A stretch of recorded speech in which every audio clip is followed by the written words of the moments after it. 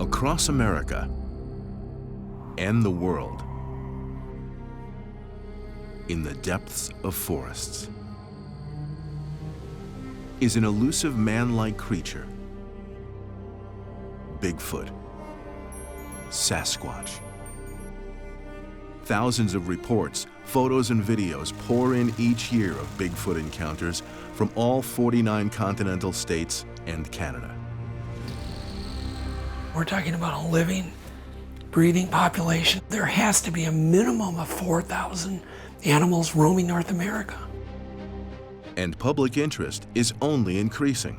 It's very mainstream. It's cool to be into Bigfoot. Bigfoot fervor is at a fever pitch in this country. But what exactly are these mysterious creatures that have caught so much attention? What does science have to say about them? And why are many so sure they exist? We've set out to find the truth in Chasing Bigfoot. The rise of Bigfoot began long ago, when the creature made its first appearance in Native American art and lore, and has since escalated into a cultural phenomenon.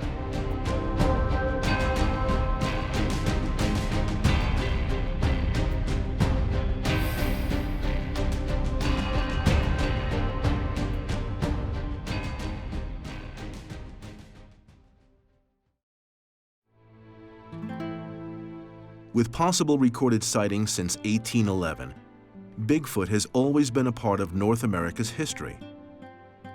John Pickering is an experienced Bigfoot investigator and member of the Olympic Project.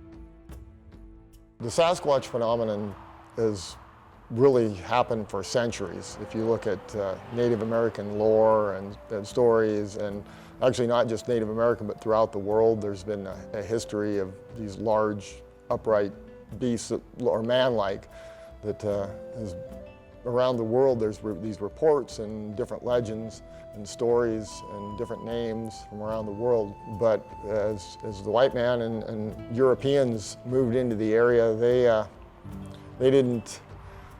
they started running into these things themselves, but it was kind of a taboo subject. It wasn't until midway through the 20th century that the phenomenon spread to the wider public, instigated by news stories and books providing sightings and information about the cryptid.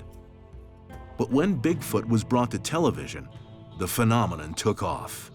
I think that popular television programs have really played a role in kind of getting the subject out there. I mean, there was a surge in the 1970s, but really the 1980s kind of shut that surge down.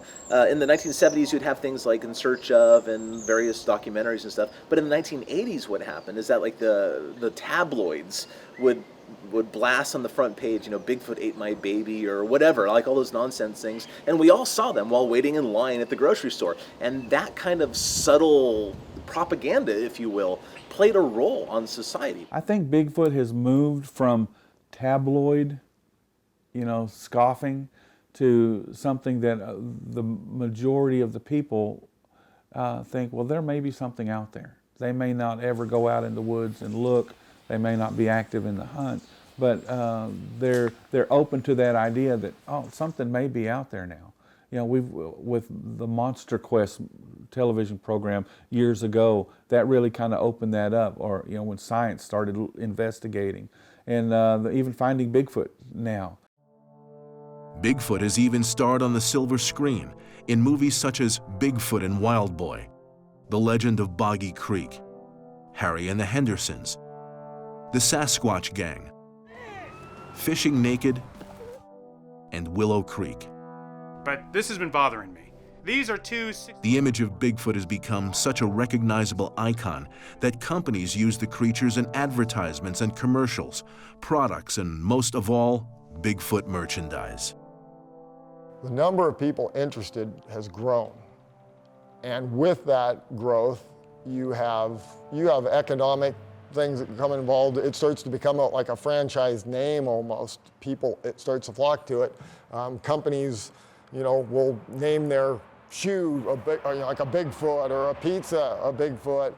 So it's become a brand name almost of its own, which has brought more people into the mix.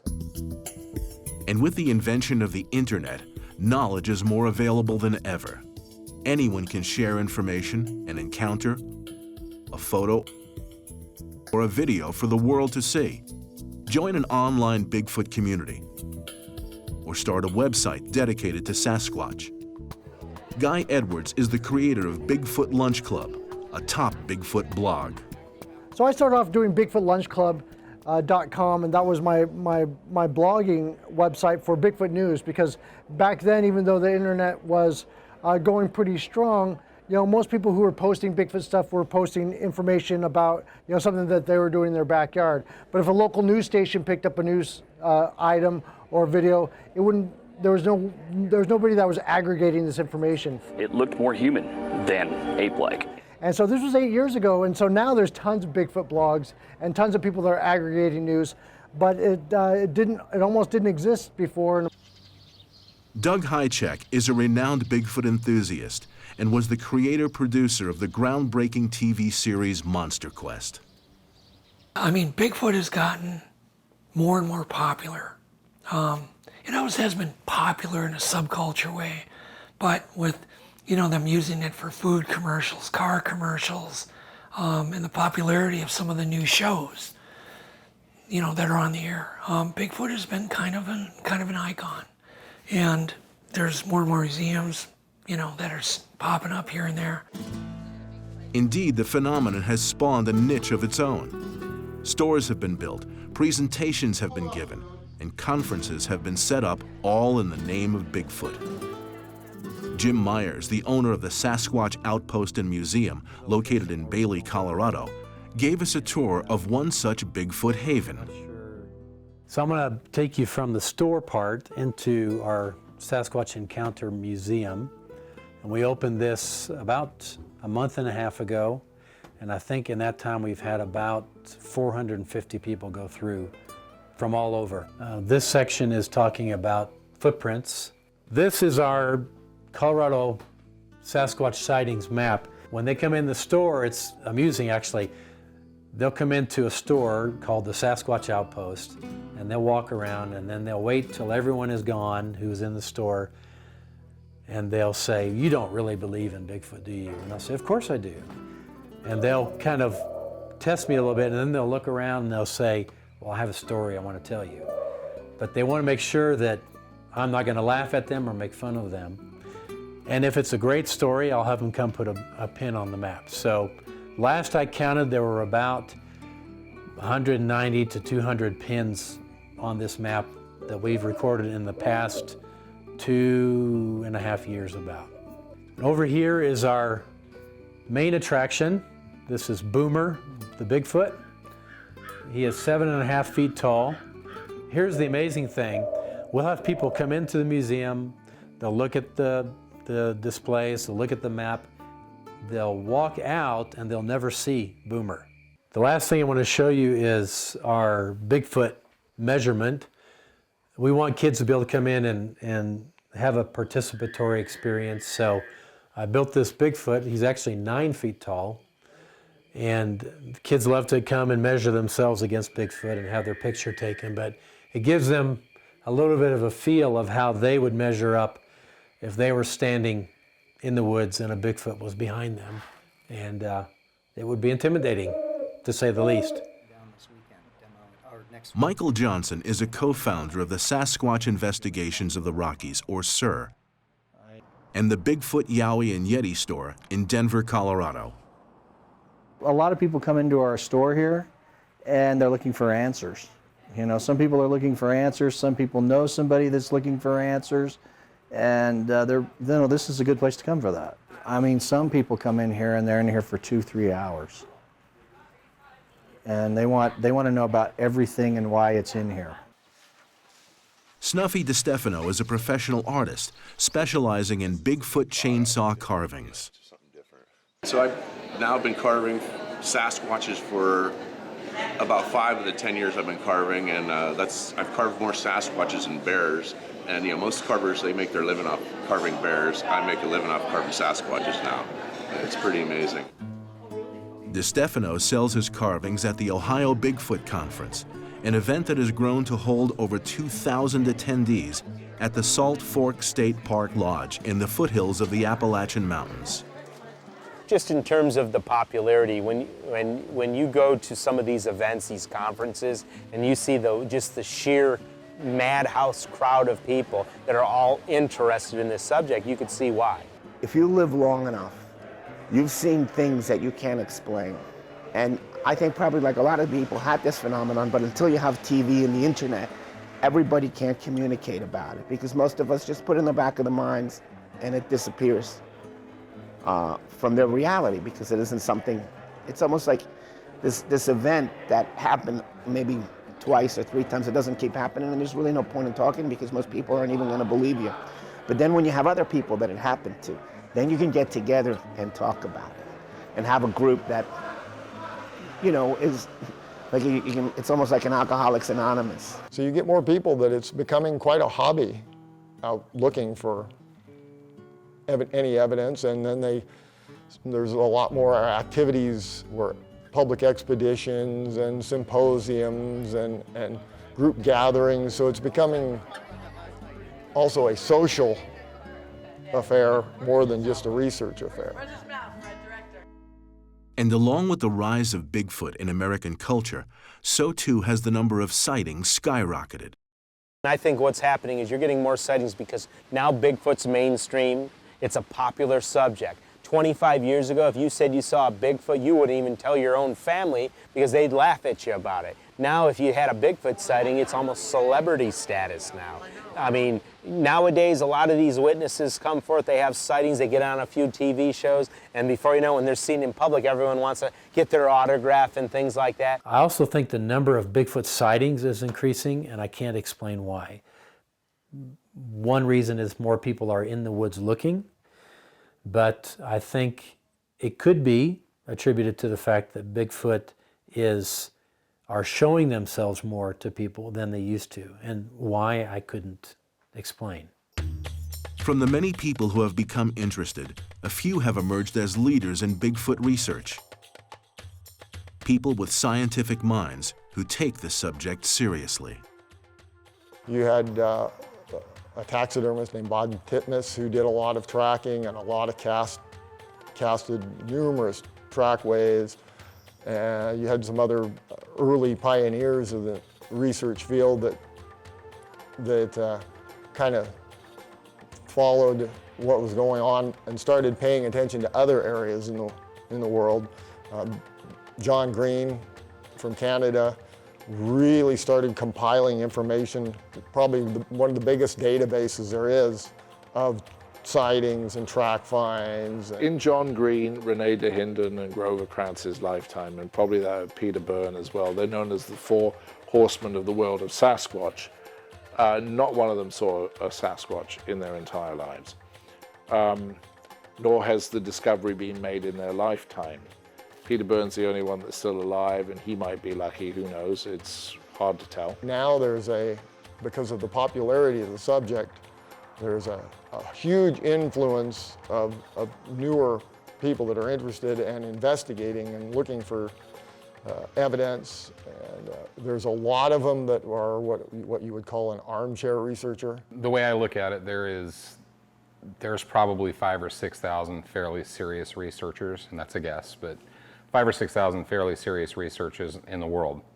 A lot of those researchers are pretty much armchair researchers that do their research from the computer and don't get out a whole lot, and then there's probably a smaller number that actually get out in the field and do the research hands-on. With the growing number of Bigfoot researchers and enthusiasts, a kind of competition has emerged. I say it's a hominid or something like that, and someone else says, no, it's the aliens put them here to watch humans or doing something like that. Naturally, you disagree. And some people take that to a little more aggressive attitude, and especially with the advent of like the internet and so much is done on Facebook and other social media, It's really easy to say, you're a liar, you're an idiot when you're not face to face with somebody. And there's also a certain kind of faction or attitude out there of it's like, okay, we want to prove this is real or find evidence and proof. So there's a competition to try to one up the other group or the other people of, look, I'm the one that found this, or I'm the one that's proved this. Then you start bringing money into the mix. And when money comes into the mix, then you have a motivation for people to try to fake things or get attention. But when you start dealing with commercial things, it becomes a big money item. And then it drives some people to say, look, hey, if I can prove this is real, I'm on easy street. I'll make all kinds of money. I'll be on the Tonight Show. I'll be famous. When it comes to hoaxing, I have an opinion. I think that people get a kick out of it. See, the Bigfoot community at large it's like this big dysfunctional family, unfortunately. There's a lot of infighting. It's very similar to, say, organized religion. A lot of infighting, I'm right, no, I'm right, no, I'm right. So you have some of these people on the backdrop that just want to poke fun at it, and they'll go out and hoax stuff. Then you also have a couple hoaxers that have been around here recently, not around here, but in the world recently, that just do it simply for attention. Some people that are hoaxing are just complete disbelievers, but they just get a kick of making us chase our tails. So we try to weed through that really hard, the best we can. So we've seen why people have become fascinated with Bigfoot. For some, an interest sprung from secondhand knowledge, a story, a book, a television show. And for others, it was a first-hand encounter that forever altered their concept of what was real. Some are convinced of Bigfoot's existence, and some remain skeptical. But what's going to drive the Bigfoot phenomenon forward? It's that mystery of something being out there, that you think that you know everything that's out there, and something happens and maybe it makes you reset what you think that you knew previously. My hopes, what I'm doing this for, is number one, I love it. I love being in the woods, I love the chase, I love the challenge, and I love it when they're there. To think that I can actually go out and participate in such a large mystery holds a lot of intrigue for me. That's why I've been doing this for over 20 years. My personal motivation for this is it's a club that you're in, that you get to see and experience things that very few people do, which is both good and bad, because you have it's hard to define them, but at the same time it's very rewarding. When I first started, like every Bigfoot person, they want to prove Bigfoot exists. Partially because they've gotten some flack from a friend or a relative. I don't do it for that anymore. In fact, half the time I don't even have a camera on me. I do it for my own personal experiences. When you're out and you're having experiences, you feel like the man on the moon or the first woman on the moon. You can't buy it. I don't care how much money you have. It's just for you. For someone that's getting into this field, they need to understand that they're probably not ever going to get anywhere with it. This is a tall order. This is probably one of the hardest study subjects on planet Earth, where it's a study subject that half of the population doesn't even think exists. So it's a tall order, and you have to see it as such. You can't take it too serious, you can't take yourself too serious, and you can't get wrapped up in the politics of it. Because there are a lot of politics in Bigfoot research. It would really shock you. It's just crazy. So what I have learned is to never put Bigfoot in front of your family, your friends, your leisure time, or your life. You have to prioritize it down, significantly lower, or it can consume you. The reason we do this is because it's a blast. We're in the woods, we're hunters, we're trackers, and now we're out there with a little more purpose. And the day that it becomes not fun, I'm out. And in the end, you get to spend time in the woods, you're in nature, it's relaxing, it's good for your health. Bigfoot can lead to a lot of other things, becoming a botanist, becoming an expert into backyard birds, or even a fisherman, but it gets you back in the woods and to appreciate our outdoors. And to me, Bigfoot is that tool that you can use to get the youth of today to come out in the woods and see what's happening. The kids are just totally enthralled with Bigfoot. When I do my own personal lectures, like at libraries and different types of scout groups. The kids are just totally interested in it. They ask good questions. They're not just believing right from the get-go. They're always probing and asking good questions, where they should look, what my opinion is. Bigfoot Phenomenon is something that you should cherish to be involved with it, and you should definitely get the youth of today involved with it, because I think they're the next key to solving this mystery, because I think this mystery is going to be solved very soon. One thing remains clear. The Bigfoot phenomenon is only growing. Some even pay money to go on expeditions and have experiences of their own. It seems to be gaining some momentum in the last few years. People are sharing probably more information just because of the internet. But I don't think in our lifetime this will get solved and defined. I really don't. And I think in respect to them, it's probably not in their best interest. The reality is that one day the discovery will have to be made. And when that does occur, and we've identified Sasquatch, what do you do next? Well, for me, it's not a race to the finish. And with such an elusive hominid, we might get a dead body, but that doesn't tell us what their lifestyle is. We don't know what they do on a daily basis, what they eat, how they scavenge, where they sleep, how they sleep, do they go to the bathroom, all this kind of stuff. It's a huge undertaking, and that would be the next logical step. If it's proven, the race isn't over. It's up to people to continue this search, and this separates the real Bigfooters from the chaff. But until the mystery is solved, Bigfoot remains a sort of primitive archetype of our past ancestors. We see Dracula as this being with canines and glowing eyes, and that's built into us as something that's scary. We see the canines and the glowing eyes in cats and dogs, and we know those are our enemies. Those are the ones that are going to come and eat us. And this is probably built into our psyche from long years of evolution. And I'm starting to believe that that's what Bigfoot really is. It's something that's built into our psyche. I like the idea that maybe Bigfoot is maybe us reflecting on ourselves, like just like the Jungian or Joseph Campbell type of idea, where there's something more primitive inside us, something that we still want to connect with, and maybe we've convinced ourselves that we're separate from it. And so I think there is a piece of Bigfoot, regardless of that's independent of whatever the reality of Bigfoot is, that speaks to us. And I think that's why he's always been popular in culture, whether it's using him to sell beef jerky or whether he's a guest character on The Bionic Man. There's something about the intelligence and the familiarity with being a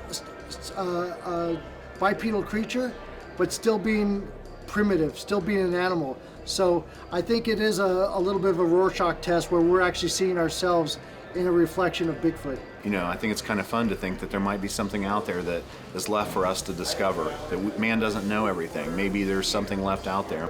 People want to have something to believe in, and they need to have something to believe in.